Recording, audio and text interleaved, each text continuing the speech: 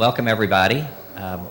There's going to be two parts to this. We're going to, it'll make some sense here in a minute, but I'll say good evening twice, so I am getting old, but you got to bear with me.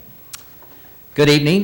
We are pleased to have Missouri Southern State University's KGCS television station recording tonight's program, and are grateful to Judy Stiles, Bill Hunt, Melinda and Kyle are helping in the back there. Thank you, folks, in preserving this special series on the Civil War. Therefore, my mission is to keep this train running on time and the entire program under 56 minutes in length, so we won't be here for very long. This show will be rebroadcast at a later date. The order for this evening is we will have our keynote speaker, then a roundtable discussion, and after that, if we have time, a short Q&A. We will take a very brief break between the keynote speaker and before the roundtable discussion to allow for a setup for our panelists to get behind the table there. So now I will start officially, and here we go.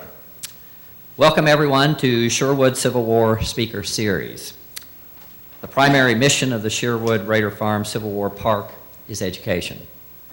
And what better way to convey that message than through scholars from the academic world with an added ingredient of our local Civil War experts. Civil War history can get a bad rap because in many cases it is memorized by an onslaught of names, dates, presidents, and generals, but we know it's so much more than that. Some of the best stories of our past involve the common man. Our three-part series concentrates on the ordinary soldier. How would the Civil War endured, or any other war, without privates, corporals, and sergeants? The everyday soldier. We are delighted to offer this three-part lecture series. We have assembled an outstanding cast of keynote speakers. On October 8th, Dr. Megan Bever, Assistant Professor of History here at Missouri Southern, will be introducing the trouble with Tanglefoot liquor in Civil War America. The finale of the series will occur on November 5th, featuring Dr. Ian Michael Spurgeon. His topic will be Raising Soldiers for the Army of the Freedom, How African Americans from Kansas and Missouri formed the first black unit to see combat during the Civil War. All of these lectures will be at 7 p.m. on Monday nights here in Corley, Auditorium, and they will be open and free to the public, and everyone's welcome. And we hope that you are here, that are here tonight will come back and see us in October. Tonight's presenter is Assistant Professor of History from McKendree University, Dr. Lauren Thompson. Dr. Thompson completed her PhD at Florida State University in 2015. While in graduate school, she worked as a seasonal park ranger at Fredericksburg and Spotsylvania National Military Park. Her topic tonight is part of her current book entitled Friendly Enemies, Soldier Fraternization Throughout the American Civil War, which I think is totally cool to get a first-hand sneak preview of a book that will soon be published. How fun is that? In addition to teaching and studying the Civil War, she also offers classes on African American history, United States women's immigration, and labor history. She's originally from Pittsburgh, Pennsylvania, and became interested in the Civil War in the 3rd grade when her family visited Antietam and Gettysburg. And if we had the time, we might ask her just how amazing was that experience to tread on those most sacred grounds in American history.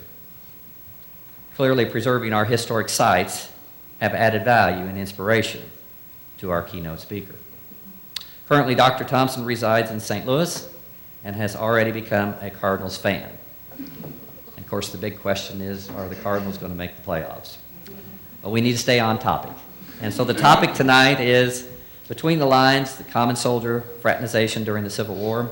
We welcome Dr. Thompson, and we thank you for being with us tonight. The microphone's yours. Thank you.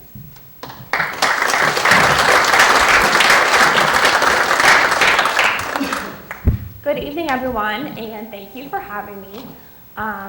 As we were told, I'm from St. Louis now, and my students at McKendree University would like to thank you for having the day off today because I had to travel here.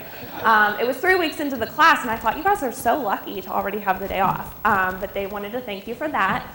And just a little background about me and how I came to this subject.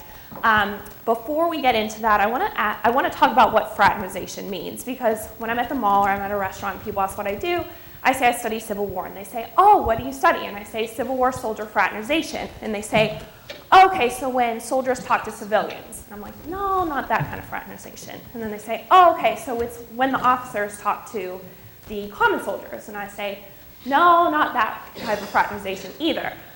Instead, it's actually a term that was never used during the Civil War by soldiers themselves, but today, as historians, we see it as when soldiers, mostly private, but some lower-ranking officers, will talk to one another as enemies. And so that's what fraternization is for the purpose of this talk and for the purpose of my book. So as you see, this is a depiction from Gods and Generals, and it actually is what Mort Kunstler, a famous Civil War painter, painted, and then it was depicted in Gods and Generals, the film that came out after Gettysburg. And if you've seen the film Gettysburg too, you've also seen there's a scene of fraternization. So we remember fraternization as a lighter side of war, but we also don't want to minimize the bloodshed. So the way that I came upon this topic is actually when this is 10 years old, this photo, I was a baby, but 10 years ago, I was a seasonal park ranger at Fredericksburg and Spotsylvania National Military Park. And that's me on the left giving a tour on the sunken road, and then on the right is actually it's an exhibit in the Chancellorsville battlefield. So when I would go lock the door every day, I would walk past this exhibit and I would be like, friendly enemies.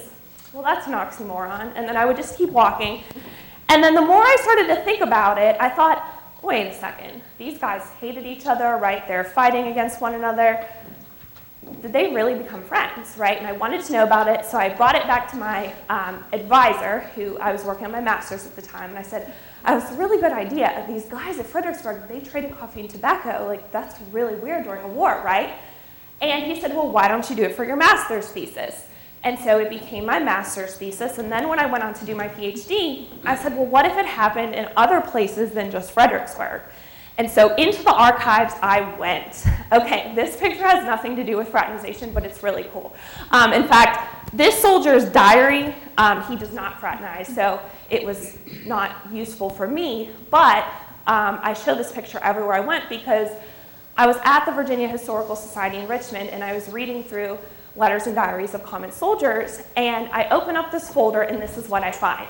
Okay, and so what this is this is the diary. They issued them often, so it was a yearly diary, the year 1862, and then this was the soldier's Bible, his personal Bible. So he kept his Bible in his breast pocket, and then he kept his diary above it, and as you see, he was shot. It went through the diary, and then the Bible stopped it. So if he was contemplating religion, he surely wasn't after this point, and so I just think it was really neat to be a young scholar and to put my finger, in those holes and think about what he went through. So anyways, my research. So in order to understand when fraternization happened throughout the Civil War, I actually went to 11 different archives in 7 different states, and I read 500 soldiers' diaries, Union and Confederate. What I did to hone in on when soldiers fraternized is look at when the armies came together for long periods of time. When I do talk about my project, people say, well, how did they fraternize at Gettysburg? And I'm like, well, they were only there for 3 days, so there wasn't much fraternization, right? So what I would do is I would go into the archives and I would look at when soldiers would spend lots of time in one spot, very close to the enemy. And so the places where I found fraternization happen most frequently was on the Rapidan River, Gaines Mill, Chancellorsville, Chickamauga, Gettysburg, Allatoona, Atlanta, and Nashville.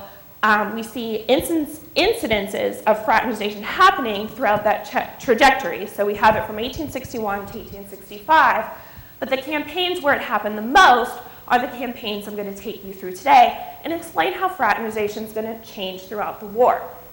So the next question that I had, they're all coming in at once.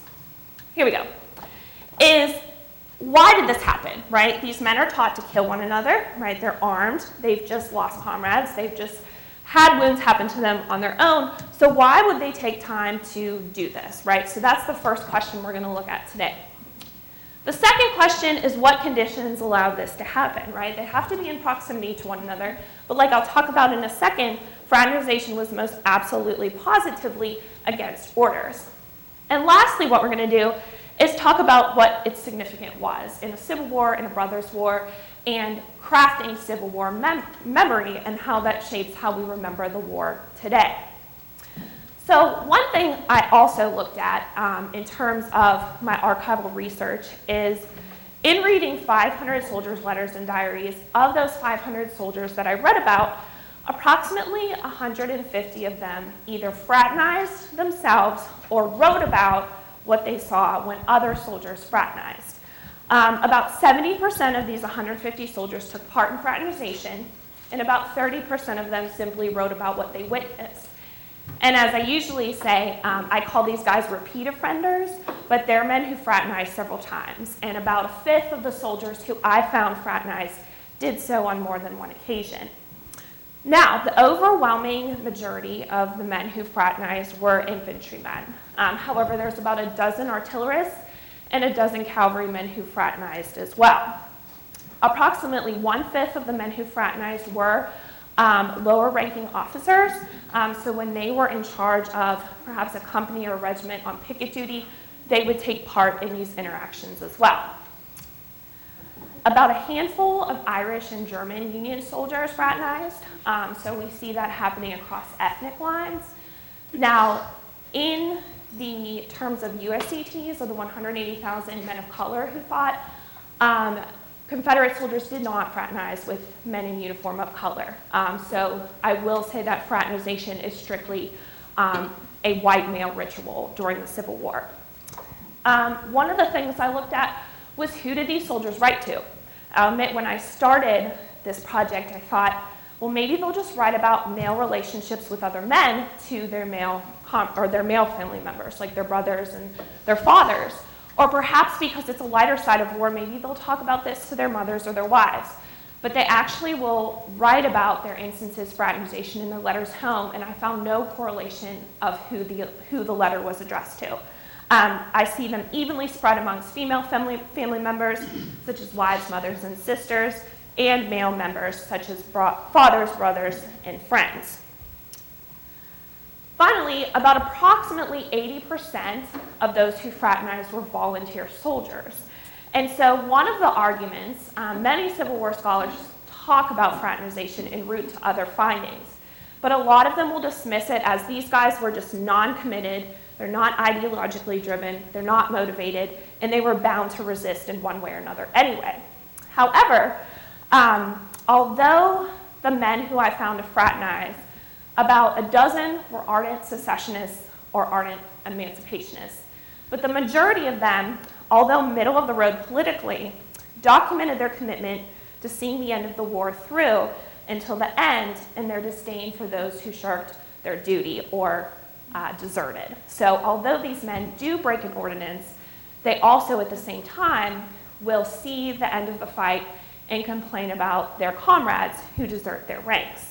So therefore, if I had to say who a soldier was that fraternized, he's a volunteer private infantryman who was candid in his letters home about his frustrations, but also dedicated to their country's victory. So that's the man who I found fraternizing in the Civil War. And in order to answer these questions, the big question is why, right? Why would these men do this? And the way that I relate it to my students is in life we have expectations and then we have reality. For my college students in here, when you went to college, you probably had expectations of college. And then when the studying and the stress and the lack of money hits, reality hits, right? And you do things to make up for that gap, like you go out with friends, right? You stay up all night and watch Netflix and say, I'm not going to class in the morning, right? And so that's what Civil War soldiers do too. And so hearing about what their grandfathers did in the American Revolution or their fathers did in the wars of the 19th century, they have this idea of what it means to go to war. And it's full of glory and honor and valor. And in reality, when they get there, what they're going to write about is how they're tired of working, how they're drilling, how they don't like their commanders, and how they miss home.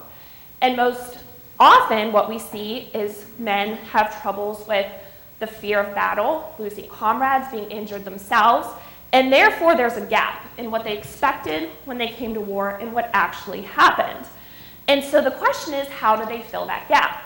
I have an example of a Floridian soldier and what he said in February of 1861, right after Florida seceded from the Union. He said, "Nothing discourages me. I feel that it will be my duty to fight. I care not if I be the last man." Okay, so that's before he went. So a year later, he says, "I would like very much to get home." Let me start over. "I would like very much to get home, as the life of a soldier does not suit me, merely from the fact that I have always controlled my own actions. But in my present circumstances, I'm only a piece of the mechanism moved by the will of others." So before going, he said, if I'm the last man, I will be there. A year later, he does not like that he's lost control, right? Because we talk about why Union and Confederate soldiers fought, but one of the similarities is they went to war to put their individualism, their masculinity on display, and soon enough they realized that the American military hierarchy does not allow them to do that, right? So I call this the mechanism, or as at what this Floridian private called the mechanism, is the high command, the drill, the inspection, the marching. And so when men begin to feel this, right, what are they going to do? They are going to resist. And this is where we see many studies done about the different types of resistance that Civil War soldiers would have, right?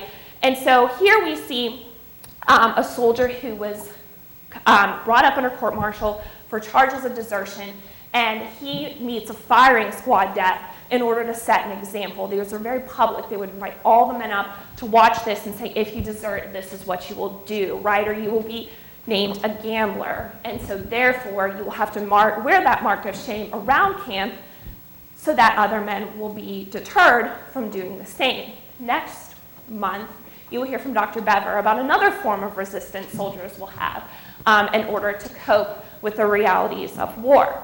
So the resistance that I'm going to talk about today is when they break orders against their officers who say you cannot fraternize. So of the Union court-martial records, we don't have the records for Confederate soldiers, but from Union court-martial records, I've seen about 36 cases of soldiers being brought up under court-martial.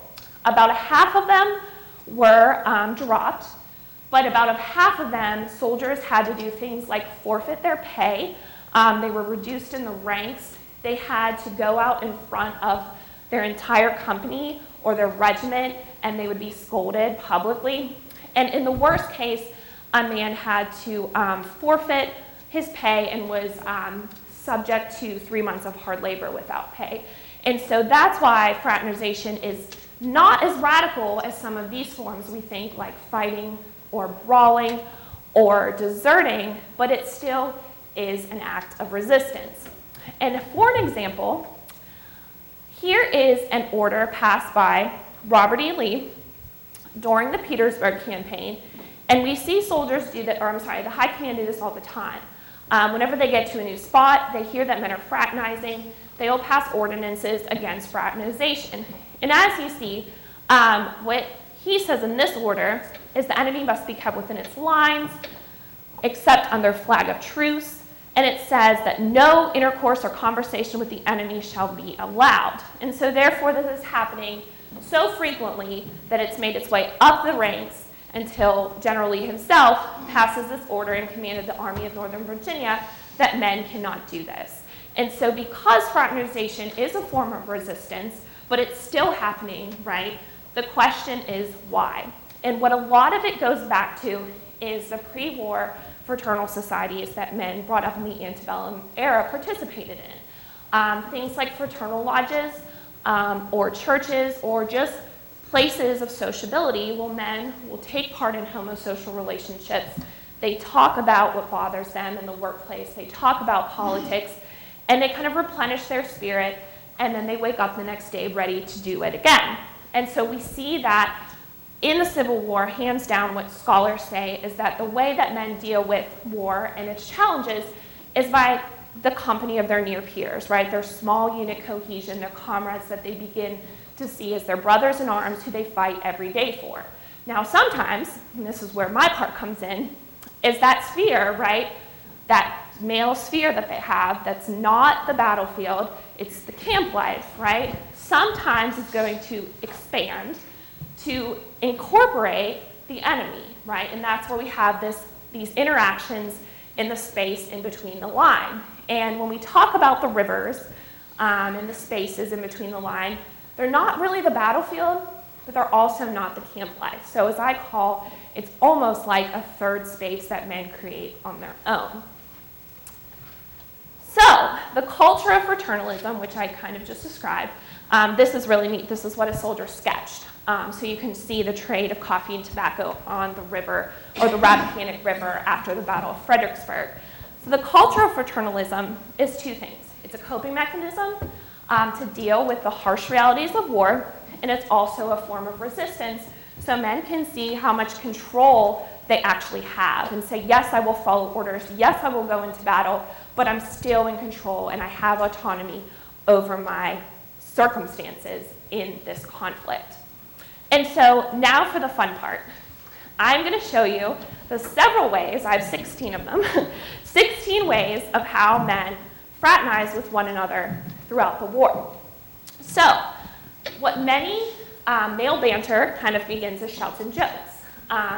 My students try it with me all the time, and I shut it down. But shouts and jokes across the river or kind of the no man's land space. This is when we see men shout slurs, sectional slurs.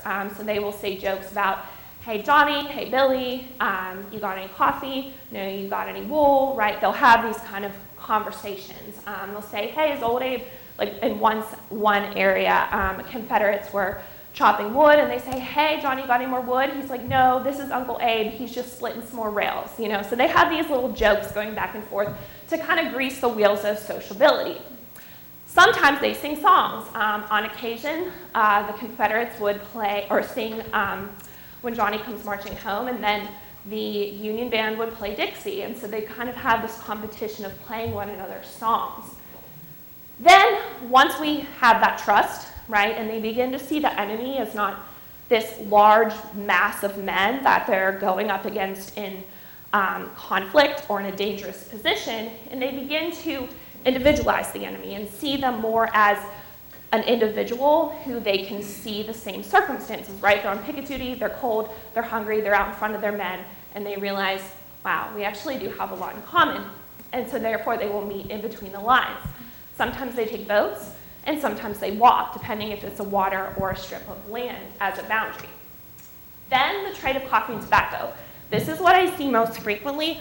Sometimes Confederates will receive hardtack or other rations from Union soldiers, especially during the end of the war, because Union soldiers will entice them and hope maybe they'll desert if they get all these yummy products that they need because they're hungry. But we see coffee and tobacco traded the most, okay?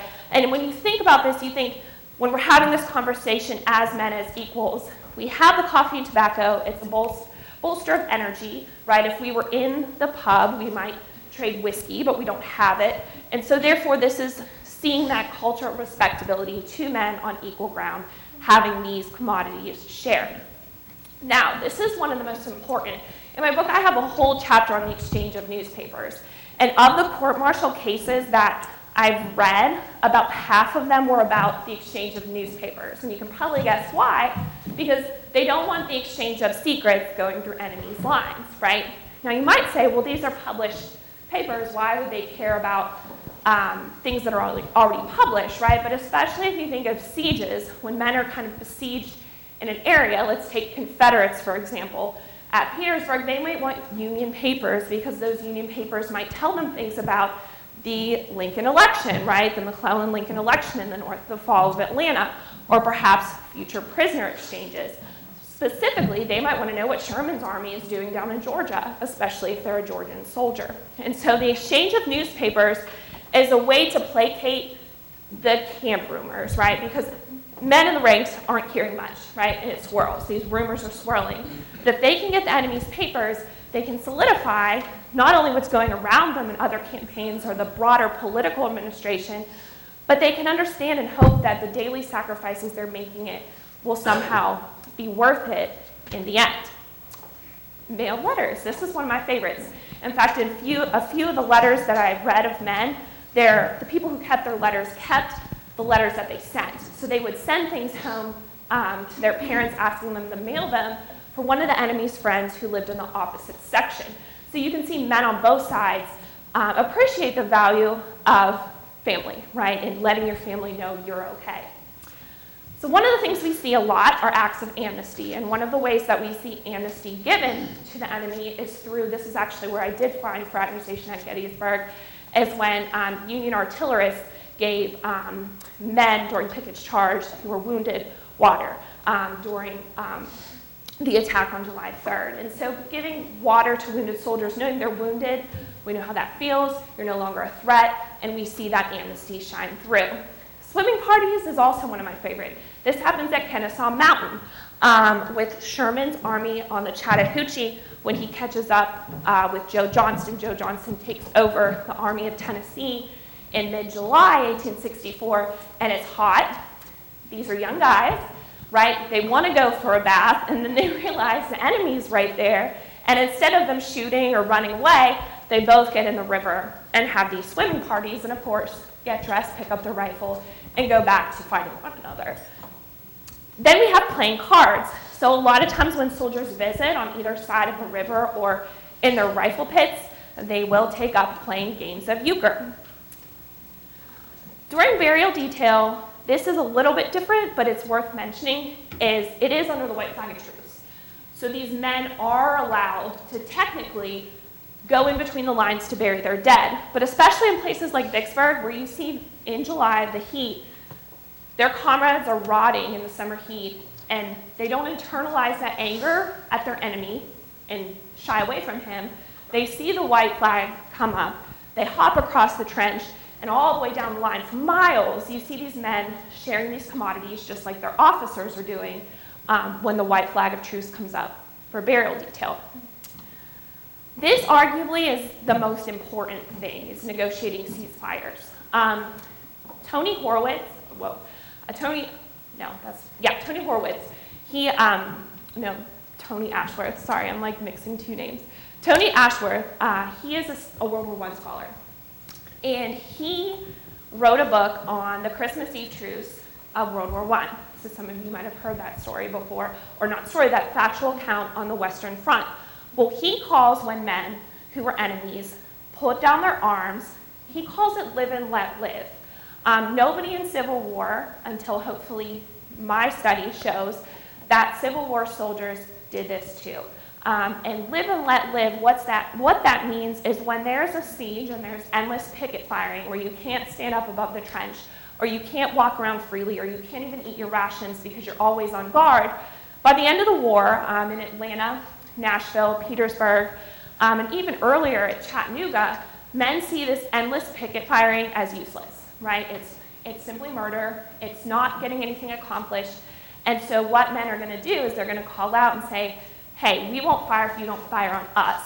And if we have to fire, if we absolutely have that order from our commander, we'll fire 2 blank shots in the air first so that you have a warning. And so this is going to happen throughout the last quarter of the war. And this, honestly, is probably the most impactful because we see men taking the war into their own control and fighting it on their own terms. One of the things men will talk about a lot is stories from home. So they get nostalgic, they get homesick, and they'll talk often about similar stories. And this is when they'll say, I've been to Philadelphia, or I've been to Raleigh, and they share stories of home to see that commonality, not only because they're speaking the same language, but that Americanness and this understanding of common places, common people, and common experiences. What they talk a lot is, I call them peace talks. They will say over and over again, and they never say the terms. So maybe it's just a dream, or maybe it's just a hope, or maybe it's just a nice way to be respectable to your enemy. Men will constantly say, when the war, or if it was left up to us, if it was left up to the men in the ranks, this war would be over right now. Or they say, bring Jeff Davis and Abe Lincoln here and let them fight it out. We all want to go home. And so when they talk about this mutual hope, you can see the idea, the common thread of a rich man's war and a poor man's fight. right? They see their officers getting the best commodities. They see their officers getting the first furloughs, right? And so there is kind of that disdain for their officers. But they also are angry at the stay-at-home politicians, right? And so when they hear that there's anti-war sentiment on either side, they come together and say, we're the ones who are fighting, let them deal with it, and if we had the ability to make peace, we would do it right now. So that happens throughout the war between the enemies. Another thing they do is they trade souvenirs. And so the way that I see it is they like to trade souvenirs because it's interesting, but it also gives men a way to feel like they have a reminder or a physical thing that they can hold on to remember that. Sometimes they mail it home, and sometimes I feel like that token can serve as kind of a trophy of them still being in control, right, and going and trading and doing this thing and being able to have a token to symbolize that autonomy. One of the things we see often is when men come together on the other side, they'll say, is this unit nearby?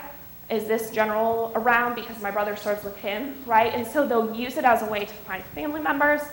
And last but not least, I guess I kind of shared that with the mutual hope the war will end, but they express their anger. They express their anger at some of their officers, especially they will for the politicians. And so there is this commonality of the men in the ranks because they're doing the bulk of the fighting, and they're the ones, as veteran soldiers, especially at the end of the war, feel that they have an ownership of the war as well.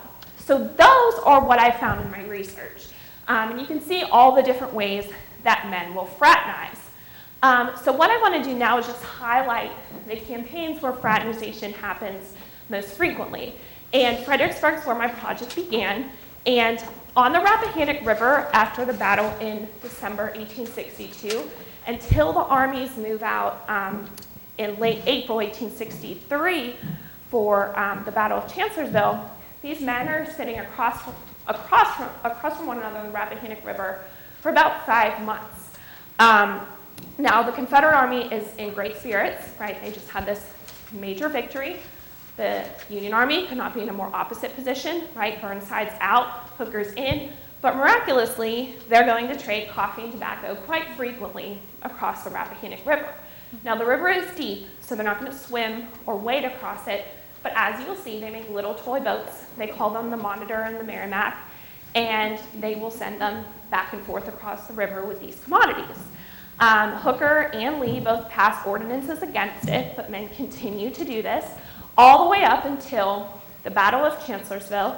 They go fight that. A few of them come back to Fredericksburg, and then they do it again, all the way until they go up to Gettysburg. So again, despite being the victor or the vanquished in these campaigns, it picks up kind of organically whenever they're close together. In fact, a lot of Confederates heard that Stonewall Jackson died on May 10th, 1863, because the Union soldiers were telling them across the river because they read it in their papers. So that's what's happening in Fredericksburg.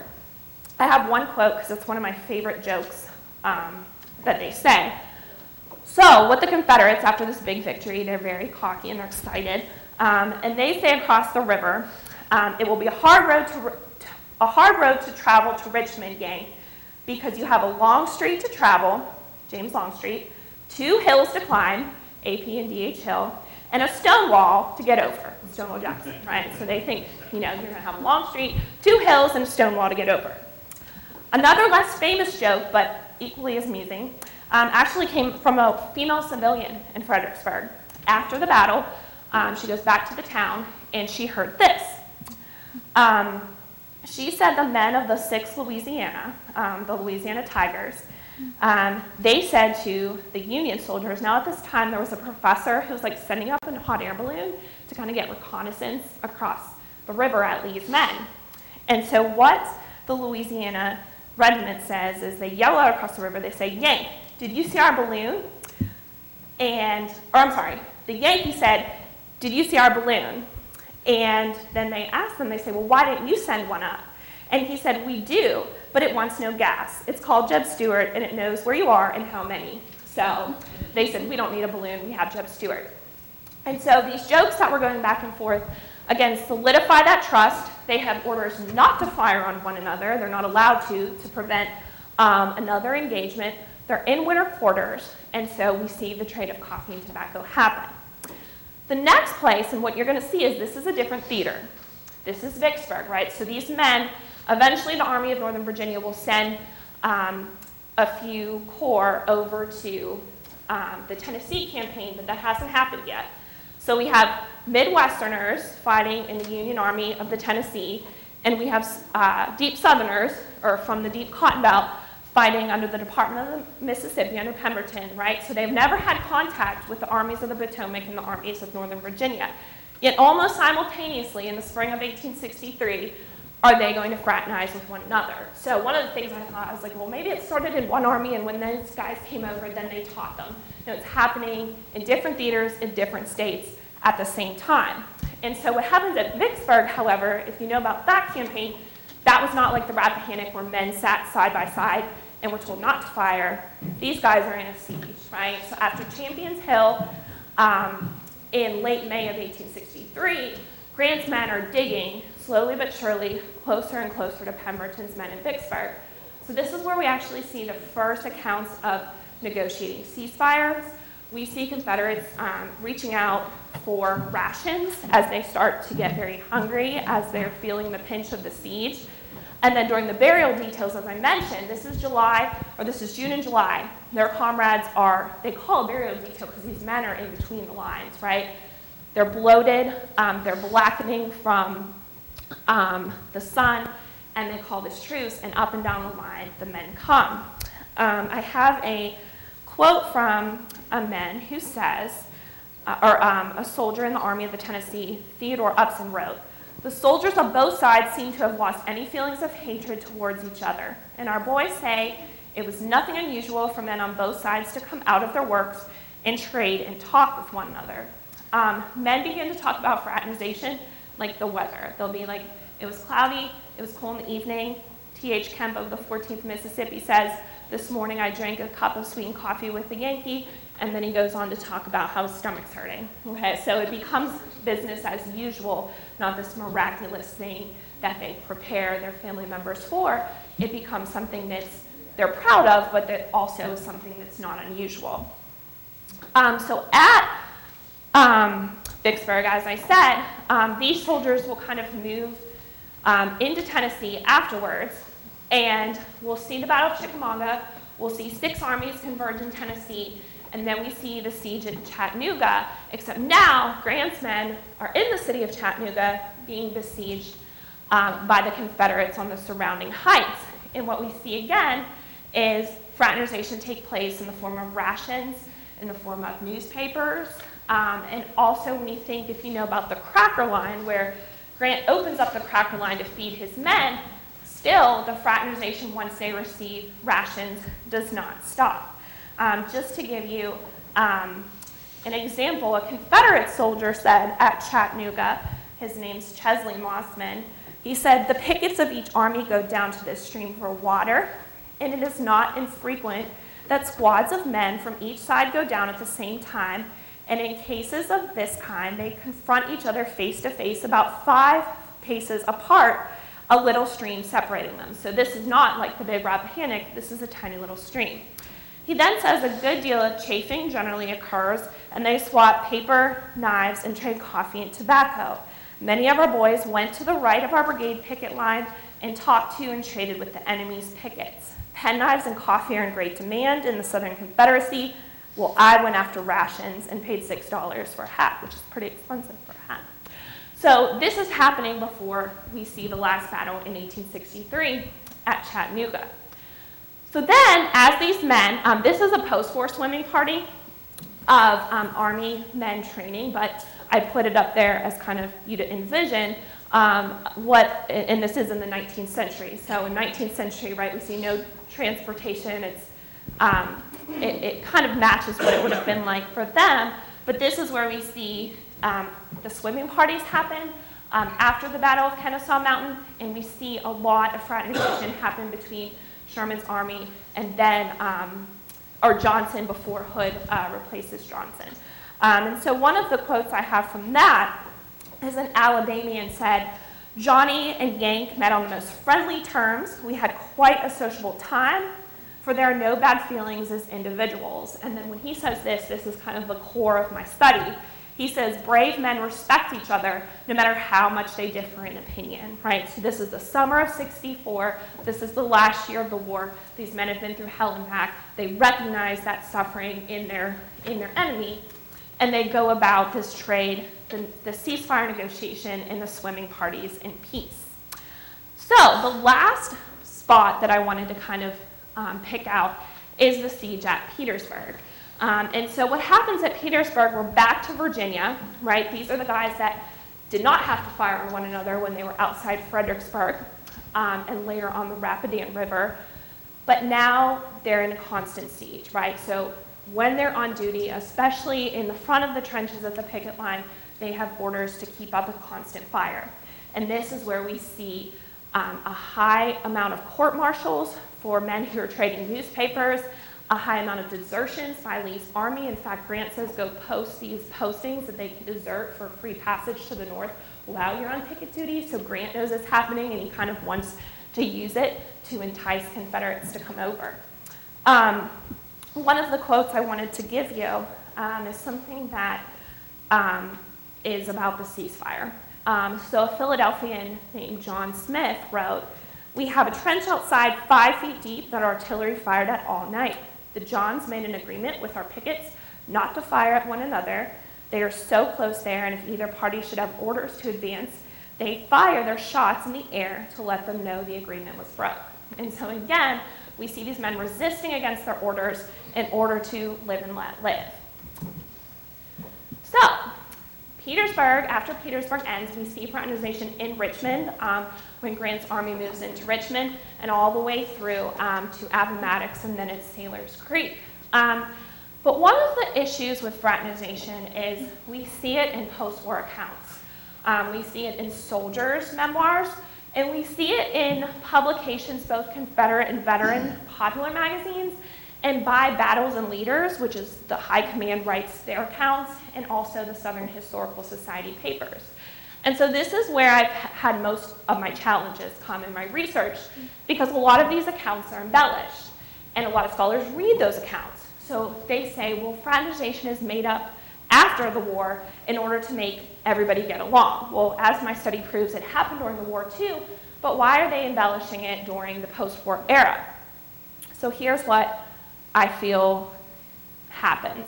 It's kind of like the chicken or the egg argument, right?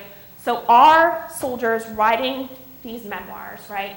And then people hear it and say, perfect, that's a great way that we can publicly say, if they got along during the war, then certainly they can get along now as a way to mend the sections and push reconciliation. But it's also the other way around, right? Soldiers they're not living in bubbles. They're listening to what the broader political arena is saying. And so some of them embellish fraternization during the war in order to say, yeah, look at all these great things we did. And when they do embellish it, it kind of taints the record, as happens with memory, in saying that they got along much better than they did in the war, right? Because although these happen, I don't want to try to minimize the bloodshed during the war. And unfortunately for the Reconstruction promises, right, the promises of Reconstruction that were left unfulfilled by the war is because in these pictures, right, in GIR reunions and when we see Confederate veterans and Union veterans meeting, this is promoting white supremacy. And so white supremacy and reconciliation trumps the promises of Reconstruction, and that's why in society today, we're still trying to win that war of attrition for fulfilling the promises of emancipation. So although I do in my book, I cover what they're saying, there's a vast difference in much embellishment and much fabrication of post-war accounts of fraternization than the wartime. And so it's hard to feel that those men, whether they're the high command or private soldiers writing their memoirs, are not trying to push a political agenda. So, overall, what is the significance of fraternization? And this is, what I've argued for the past decade now as I've studied this topic. In a civil war, right, these men look like one another, they have common values, They share the same last name, they share the same language. And so the fraternization topic, to see this, it's what we like to see, the Hollywood depictions of fraternization, the brother versus brother war. And so although today I talked about why these men come together, again, it is my disclaimer not to lessen the bloodshed or the deep-seated hatred that they did have for one another at the time. But the fact that despite that hatred, despite the 620,000 deaths we see in the war, the fact that these men were able to see themselves in one another, understand their certain circumstances, right, shows that it meant something to them, and they're fighting the war on their own terms. And us as scholars today are trying to understand what it was like to be a common soldier in the war. And a few conclusions I have is that whether men witnessed it or whether they did it, they weren't afraid to admit it, right? It's very rare to find a soldier's letter or diary that says, "Hi, Mom, I deserted today," okay? It's really hard to find. Or, "Hi, Mom, I punched my officer today," right? That's really hard to find. But they're proud of it, they're open about it, so it doesn't carry the stigma of cowardice. It doesn't carry the stigma for the men who write about it and witness it. They don't say, "Yeah, Billy and Company A went out and traded. What was he thinking?" Right? There's no surprise. It's business as usual, and so it becomes a part of the daily life, and it doesn't carry that stigma. The other conclusion that I've come to is that it does show something about 19th century manhood and masculinity and homosocial relationships, because these men are citizen soldiers, right? They take what they learned in their pre-war days, which is when the market or my boss or my work, I have problems with it. I come together with other men. I brush off my shoulders. I go back at it, right? And so these men extend that to the enemy, brought up in the same type of culture. They come together, they exchange commodities, they talk about how they wish the war would end, but it wasn't enough to say, "Well, I'm going to leave my position now because I met someone from the South and he's a really nice guy," right? Instead, they say, "But now I must go back to my duty," and their ultimate duty was to see the war end, or war through until the end. And so that is the conclusion of my talk. Thank you.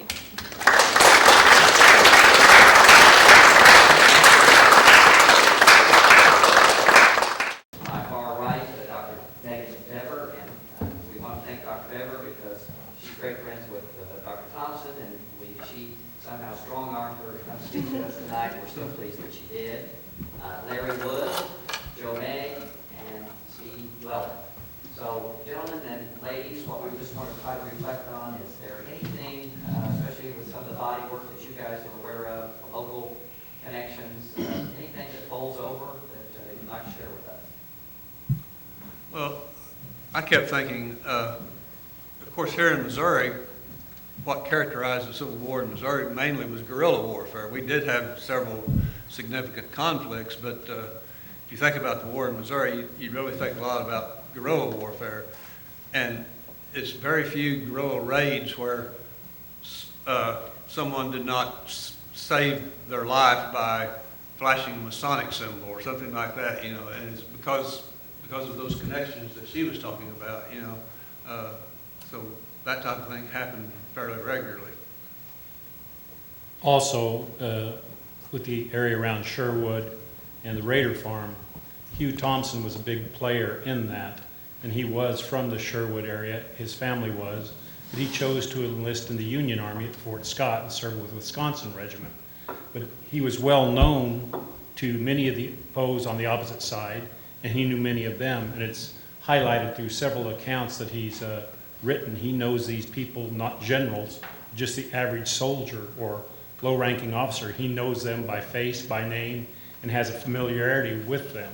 And so there's not really a sense of fraternization, perhaps, but they are well known to each other, and at times there is some interplay between personalities. I think one thing that's really, this is interesting. Thank you. Thanks a lot. And it's kind of fun to see how we relate to the more traditional. And of course, what she talked about is the more traditional, what we normally think, large bodies of men staying for long periods of time across rivers or whatever from one another. That's not necessarily what we have here, but it does open possibility of researching what was going on at Fort Leavenworth, what was going on maybe at Fort Scott, and Fort Gibson's probably still a little bit too remote, but Fort Smith. So where we have places where we have, and St. Louis, of course. So where you have large populations of military that stay there for a long period of time. I think one of the fraternizations that we have, you were talking about Hugh Thompson, the fellow that stomped his face, Mr. Twitty, he knew quite well. And he looked up at him, and said, I'm dead. And the guy said, oh, okay, and then left him alone, and he survived. So these people knew each other around here. One of the things called fraternization would be that the women, pro-Southern women, would ride around the Union forces and they'd count them. And finally they caught on to that and they started taking their horses away from them.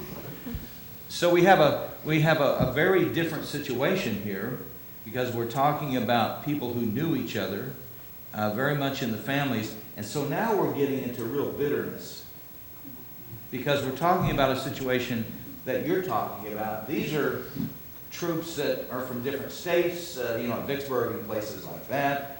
And a soldier is a soldier. They're cannon fodder. They start feeling sorry for themselves. They feel that same lack of respect or whatever that the common soldier feels back and forth from each other.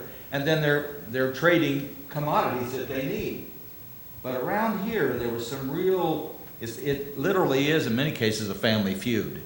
So it's a very bitter situation here. Yeah, a lot of times it was almost the opposite of fraternization. Instead of using the Civil War as an opportunity to make friends with the enemy, a lot of the soldiers in Missouri used the Civil War as a vehicle for discharging old grudges. They knew the person before the war. For instance, Joe Hart, he was a noted guerrilla leader in northwest Missouri, up around St. Joseph, had a girlfriend before the war, and the father had run him off and told him to leave his daughter alone, and then she ended up marrying a Union man, and then he ended up conducting one of his raids, and he went to their house. And he found the father there, he found the new husband there, she married the Union guy, and he found a third Union militia guy there, and he started shooting. And he killed the new husband, and he wounded the father, and it wasn't really because they were Union militia people, but that wasn't the reason he did it. He did it because the love triangle, Mm-hmm. Well, one thing too, and we've run into a little bit, is criminality. A lot of criminality. A lot of these, you could be talking about people from up at Leavenworth, Leavenworth, Lawrence, in that area, a lot of Union people that were smuggling things out of Missouri. And then you'll read the federal reports and the officers are just really angry. And you'll see some stuff even talking about that here locally, that this person's a crook.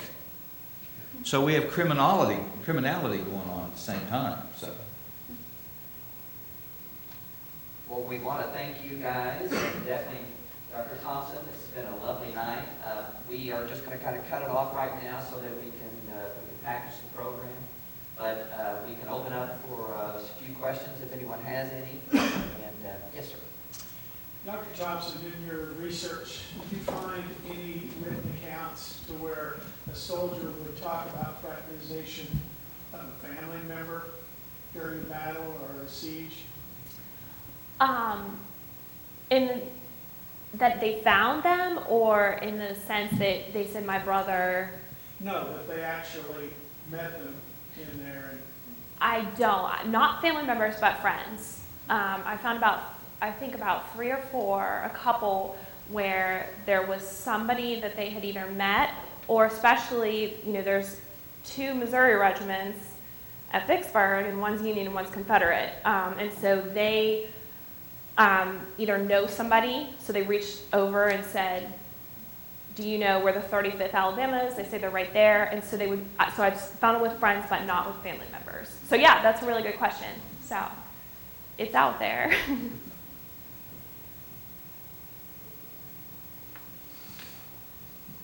Yes, Dr. Taylor. Dr. Thompson, do you get a sense when you read through through the diaries or letters of how much they're simply meeting each other's economic needs, that they might be able to say, we don't have tobacco, but we know they do.